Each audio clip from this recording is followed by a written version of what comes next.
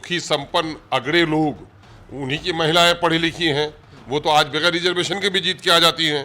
तो जाहिर है कि हमारे लोग नहीं आ पाएंगे। चुनावी जुमला इनका हो सकता है, बहुत सारे जुमलेबाजियों की तरह ये भी एक जुमलेबाजी हो सकती है, लेकिन ये राज्यसभा में और विधान परिषद में लागू नहीं होगा। क्यों नहीं लागू होगा? महिलाओं को वहां नहीं जाना चाहिए। मैंने महिलाएं मैदान में जीत के जाएंगी, आज जिसको नॉमिनेट करेंगे आप, जहां सरल है जाना वहां नहीं भेजेंगे उनको। नेता तो खुलकर बोला कि ओबीसी को भी दीजिए और माइनॉरिटी को भी दीजिए। बिहार में हूं देवांशु, अब देख रहे हैं न्यूज़ फॉर नेशन। महिला शक्ति बंधन बिल जो है वो संसद के दोनों सदनों से पास हो गया, लेकिन एक पार्टी, एक राजनीतिक दल ने वोटिंग जो है वो इस बिल के खिलाफ किया। AIMIM की बात कर रहे हैं। इस वक्त हमारे साथ बात करने के लिए बिहार AIMIM के प्रदेश अध्यक्ष अख्तरुल इमान साहब होंगे। क्यों आप लोग ने विरोध में वोट किया? क्या आप लोग महिला विरोधी हैं क्या? सवाल ये पैदा होता है, हमारी पूरी तारीख पढ़ सकते हैं लोग। बेटियों को जब जिंदा दफनाते थे तो हमने उसे बचाने का काम किया। जब बेटी को कोई संपत्ति में हिस्सा नहीं देता था तो हमने कहा कि बेटी को संपत्ति में हिस्सा दो, है ना। माँ के पांव तले जन्नत है और बेटी से प्रेम तुम पर वाजिब है, ये हमने कहा। और हम होंगे महिला विरोधी? दरअसल लोकतांत्रिक देश में कमज़ोर वर्ग को रिजर्वेशन की बात है। महिला बिल के हम विरोधी नहीं हैं। ये जो 128वां संशोधन हुआ है उसमें 33% जो रिजर्वेशन कराया गया है, हमारा मुतालबा ये है और मेरी पार्टी ये सोचती है वो लोकहित में, वो ये है कि देश में ओबीसीज और दलितों की और माइनॉरिटी की महिलाओं की सामाजिक राजनीतिक स्तर बहुत अच्छी नहीं है। अब तक जो आए हैं 600 महिलाएं जीत कर आई हैं देश की आज़ादी के बाद, उसमें 4% से आगे इनका वो नहीं बढ़ सका। तो जाहिर है कि सामाजिक और राजनीतिक स्तर हमारा इतना नीचे है तो बगैर रिजर्वेशन के हम ऊपर नहीं उठ सकते हैं। इसलिए हमारी पार्टी का मुतालबा ये है कि ओबीसीज और माइनॉरिटी के महिलाओं के लिए सीट रिजर्व कर दो, और ये करने के लिए तैयार नहीं है। जाहिर है कि सुखी संपन्न अगड़े लोग, उन्हीं की महिलाएं पढ़ी लिखी हैं, वो तो आज बगैर रिजर्वेशन के भी जीत के आ जाती हैं। तो जाहिर है कि हमारे लोग नहीं आ पाएंगे।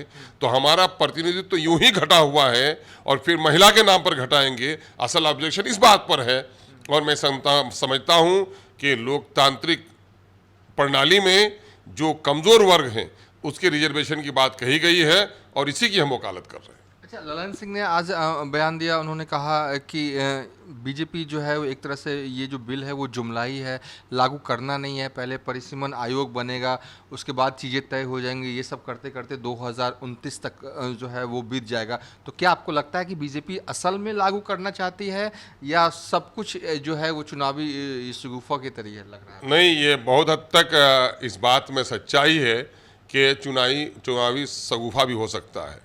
जब इस स्पेशल सेशन बुलाने की बात आई तो लोग बहुत ज़्यादा फिक्रमंद थे कि भाई क्या होनेगा, लेकिन टाई फिश था, है ना।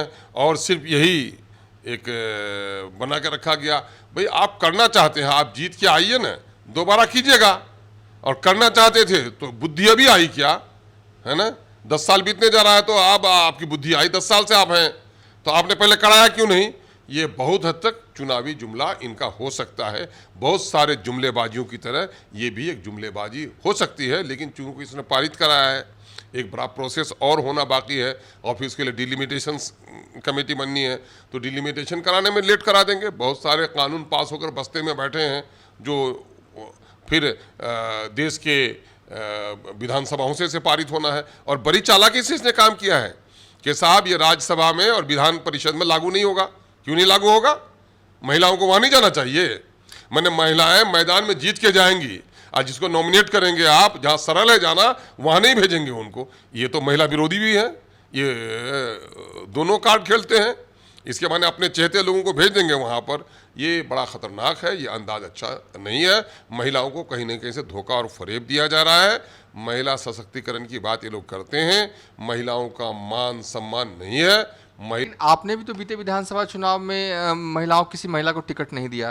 किसने? आपकी पार्टी ने बिहार में। अब सवाल ये पैदा होता है कि बिहार में जो लोग मेरी पार्टी नहीं है, हम लोग कोशिश कर रहे हैं, हमको मिल जाएगी। तो मैंने, आप ये कहिए ना कि कोई आया था इनकार कर गए किसी के लिए। अब जाहिर है कि हमारी यहीं पर इलेक्शन लड़ी थी, आपको पता नहीं है, यहीं मुजफ्फरपुर में हमारी महिला नेत्री इलेक्शन लड़ी थी। आपको पूरी पता नहीं, आप तो इल्ज़ाम आसानी से लगा देते हैं, है ना। और लोग लाइए आप, हम लोग टिकट देंगे। हम लोग तो अभी किसी खेत की मूली हैं नहीं। लोकसभा में महिला को टिकट दे सकते हैं बिहार में? अगर सक्षम महिला आएगी, कमज़ोर महिला भी आएगी और दावेदार होगी तो हम लोग उसके बारे में विचार करेंगे, विचार करेंगे। लेकिन आपको नहीं लगता, आपने विरोध में वोट किया, आरजेडी भी थी, जेडीयू भी थी, आरजेडी का स्टैंड ये रहा कि हाँ हम भी चाहते हैं कि ओबीसी महिलाओं को आरक्षण मिले, अगर नहीं मिलेगा तो आगे तो हम ईंट से ईंट बजा देंगे। इस तरह का बयान तेजस्वी यादव का था। तो आपको नहीं लगता कि वोट दे देना चाहिए बाद में? मैं कह रहा हूँ ये वोट देना, मैं उन तमाम तर लोगों को बड़ा अजीब समझता हूँ। आप वोट दे देते हैं तो आप क्यों नहीं शर्त मनवाते हैं कि भाई हम आपके पक्ष में हैं, आप इसको स्टैंडिंग कमेटी को भेजिए और देर कीजिए इस मामले में। ओबीसी के बारे में सब कोई बोला, माइनॉरिटी के बारे में किसी ने बोला क्या? है ना, सबसे ज़्यादा हकदार आज के दिन में माइनॉरिटी है।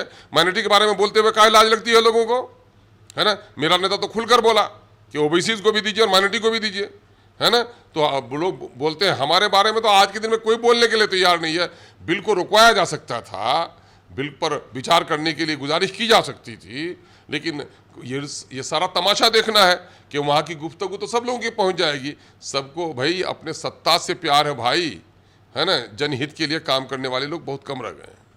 चलिए, थे AIMIM के बिहार प्रदेश अध्यक्ष अख्तरुल इमान। फिलहाल अभी तक के लिए इतना ही। आप देखते रहिए न्यूज़ फॉर नेशन।